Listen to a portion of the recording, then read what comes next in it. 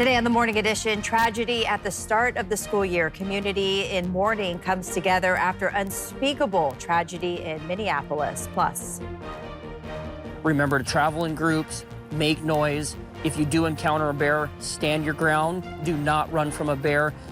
wise words for anyone going out in the woods. Renewed warnings from officials to be bear aware.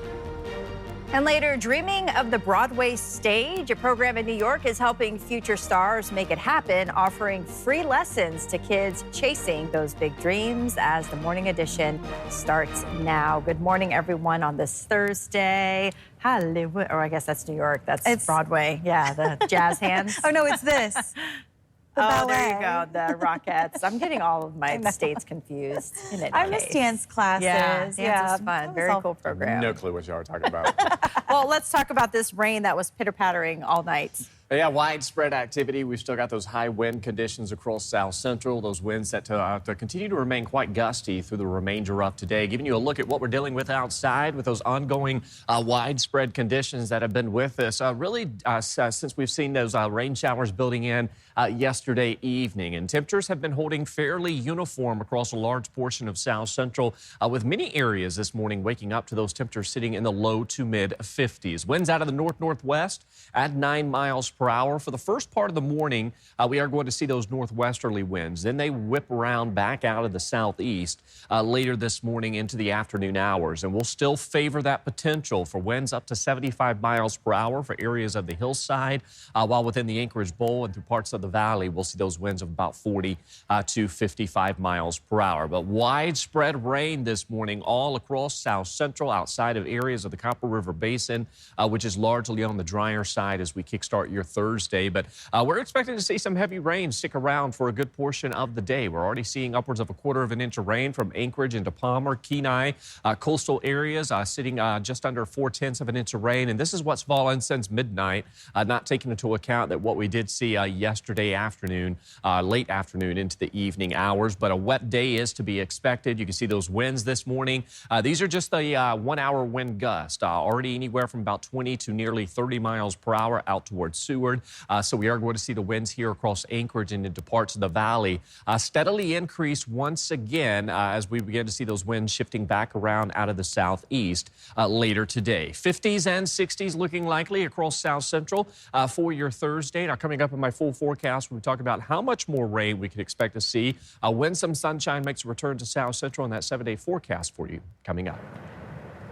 Our top story this morning, it's not even been 24 hours since the city of Minneapolis was rocked by tragedy. Now the community is bracing against a wave of grief, shock, and frustration following Wednesday's deadly shooting rampage at a Catholic school.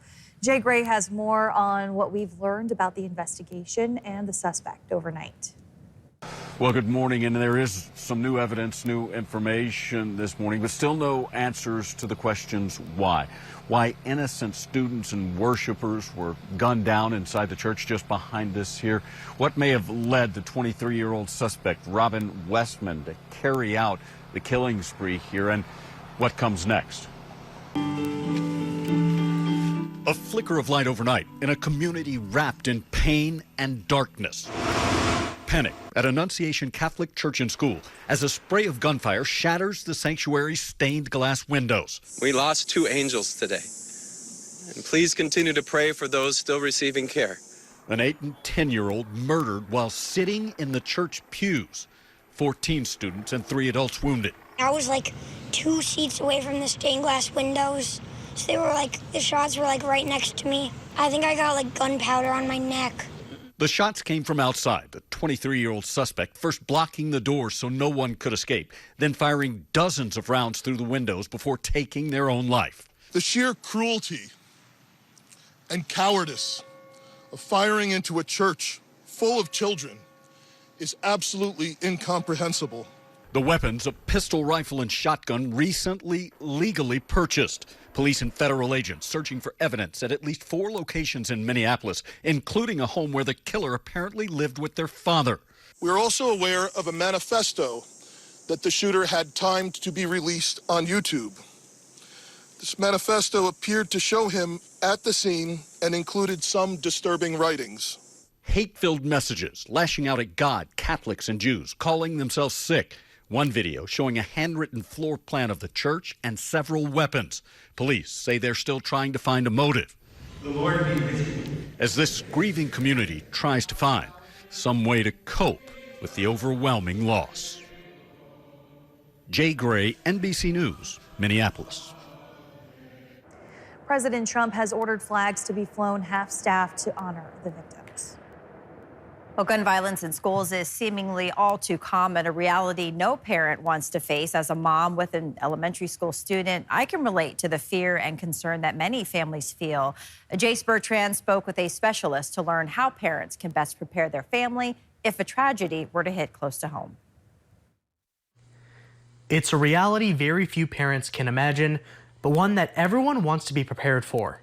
A shooting occurring at their child's school. While practicing drills and safety protocols can prepare students in the event of an emergency, it's also important to make sure your child is emotionally ready in the event of a tragedy. We want to teach children that that's not okay, that violence happens, that we need to think about how we can help others when violence happens. Dr. Jody Quas has produced several studies on the role trauma plays in the emotional and mental development of children, believing the best way to prepare a child for a school shooting is to talk with them.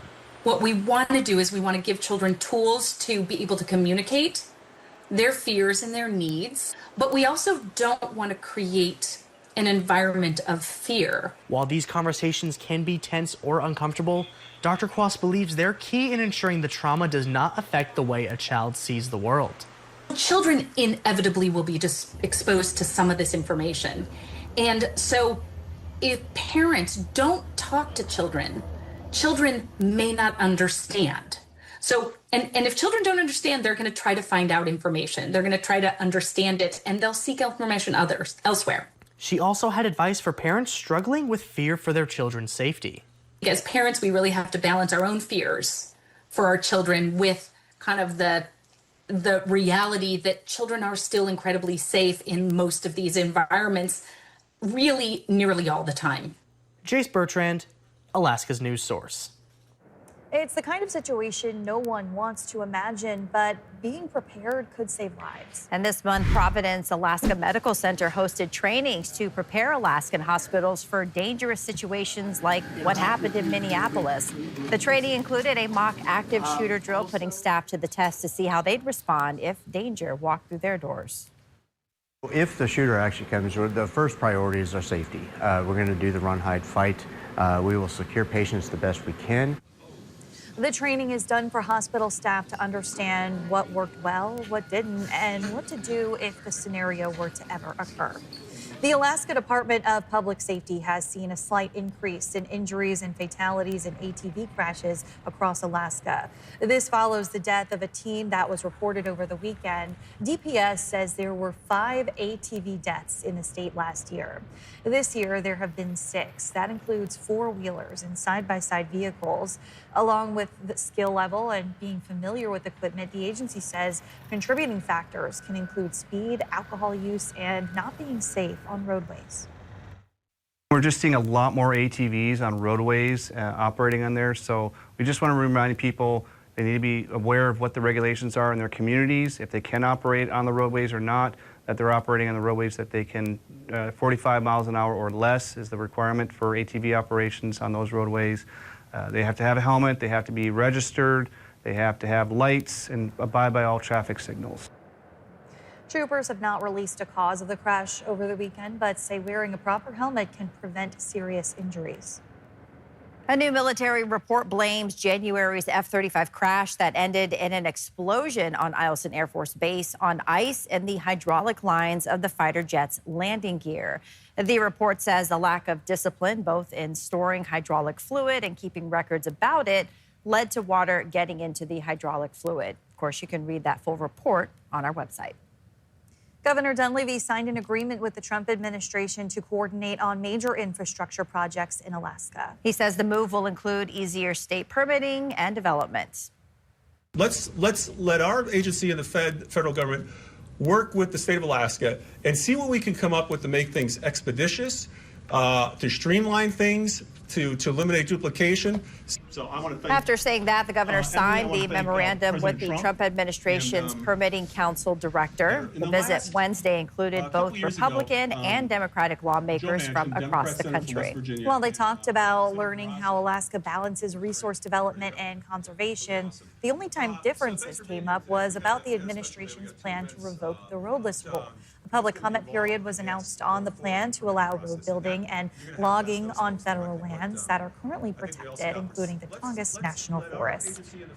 Federal funding cuts are about to hit home. KUAC in Fairbanks is expecting significant changes to public media services soon. KUAC tells us they lost $1.2 million in federal funds, which they have come to rely on.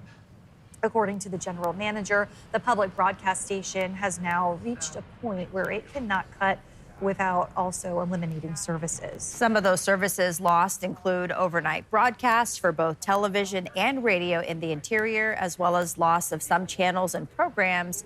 Additionally, KUAC says it will not fill vacant positions, and these changes take effect September 8th. Up next, with bears on the move across Alaska and getting ready to settle down for winter, it's more important than ever to be bear aware. We'll share some key tips on what to do if you run into one, and also how to stay safe in the wild. Widespread rain across south central, high winds stick around through the remainder of today. I'll have more on that, what to expect through the next 7 days. But first at sunrise, 6:42 in Anchorage, 5:49 in Juneau. Your full forecast is next. Well, good morning, everyone. This is great. We've been seeing the bears out at Katmai. Good thing they just need to stay there, because we do have some tips on being bear aware. For sure. Yeah. Oh, looks like that one just caught a fish, maybe. Hungry. Yeah, that'd be kind of ominous to see those eyes looking at you if you didn't know what it was. Especially when they're glowing. Yeah, that'd be quite scary. Always make sure you keep your distance. And as we will talk about, or as we've been talking about, you want to make sure that you let the bear you know there, and don't make sure to run away anytime you encounter a bear. High wind warning still in effect until 10 p.m. this evening along the Anchorage hillside, where we are expected to see winds gusting to 75 miles per hour. That high wind warning for the Anchorage Bowl, that goes into effect at 8 a.m. this morning, lasting through the evening hours. We can expect to see gusts up to about 40 to 55 miles per hour. So in addition to the winds, we are going to see some widespread rain sticking around. Notice the winds themselves really gripping the southern coastline out towards the Aleutians. This is where those winds have been gusting 20 to 35 miles per hour. We've got an atmospheric river which is spreading across south central. This is leading to that widespread activity that we are waking up to this morning. So there's that trough out west. You can see that flow coming in across south central, pulling in ample moisture from the Pacific Ocean. So we've got some tropical activity that is spreading across south central, and that's leading to some very heavy rainfall that we're expected to see the next several hours. Really expecting to see most of this rain gradually taper off into our Friday. So you can see the upper level forecast where we're continuing to see these winds coming in from the southwest to the northeast. That's going to continue to funnel in that moisture that will stay with us through the remainder of today. Some flooding concerns will be possible across south central. The good news is, as we welcome in our Friday, this trough lifts back off to the north, so we are going to see some drier conditions and some sunshine making a return to south central as we welcome in tomorrow. So this will allow us to kind of dry out from the widespread rain we've been dealing with. But until then, we are talking about some flooding concerns across south central. Notice the widespread activity we are seeing this morning through the afternoon hours as those southeasterly winds kick in, which will be quite gusty. That will lead to some rain shadow effects. We will see some dry weather to be expected. With that said, there's ample moisture across south central that will likely still see some ongoing, at least some drizzle to light rain showers staying with us. But don't be surprised with a period of some dry weather later today. You can see those rain showers remain with us overnight into early tomorrow morning, and then that quickly exits off towards the east, and we'll see some sunshine returning through the day tomorrow. But for the remainder of today, just keep in mind that we are going to be watching those high winds as well as some possible flooding concerns across south central, as we could see some locations picking up nearly 4 inches of rainfall, particularly as you head out towards coastal areas and western western parts of the Susitna Valley. Now, one thing we do want to be watching, though, is if we see any shift in this heavier rain a bit further to the east, that's going to be the difference from nearly an inch of rain here in Anchorage to nearly 2 to 3 inches. So if that shift of that heavier rain is a bit further to the east, be prepared for heavier amounts of rainfall across the region. So that rain stays with us. We should see some drier time into the afternoon as those southeasterly winds kick in, but then we see it pick right back up through the overnight hours. Those temperatures today topping out in the upper 50s and the lower 60s. Sunshine returns throughout the day tomorrow. Then the clouds thicken right back up through the day Saturday, with rain returning Sunday evening. So we're still holding on to somewhat of this wetter weather pattern. Today into tomorrow will be the wettest, though, with cooler conditions to close out August. Renewed warnings are being issued across the state after several bear attacks and encounters this season. The Alaska Department of Fish and Game has some key things to keep in mind. Regardless of where you're at in Alaska, you can encounter a bear. As you're out and about enjoying this beautiful Alaskan summer, remember to travel in groups, make noise. If you do encounter a bear, stand your ground. Do not run from a bear, and make sure that you're not distracted. Don't have your earbuds in, don't have your phone out. That way you can look around and pay attention to what's going on outside. Well, Fish and Game says bears are naturally shy animals. They actually prefer to avoid people, but encounters and conflicts can, of course, happen. Along with what you just heard, those typically take place when bears are attracted by human food, get into garbage. So be sure to store garbage, animal feed, and food properly. Keep property and vehicles clean, and never, ever feed bears. And to prevent any surprising or spooking of the bears, you never want to approach bears. You want to give females extra space, as they could be especially defensive. Also, don't set up camp in an area they might frequent often. Avoid thick brush. And again, hike in groups and make sure you're listening to your surroundings. Let's be a little more vigilant with not putting 2 AirPods in, maybe put 1 in.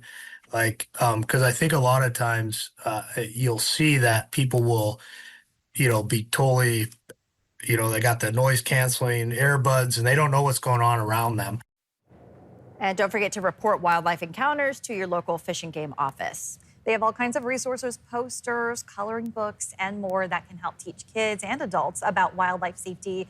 Those are available for free on the Fish and Game website. Thanks for listening to our podcast. Click subscribe so you can get the latest podcasts from Alaska's news source automatically, and stay up to date with breaking news and in-depth reporting available for free 24/7 with the Alaska's news source app.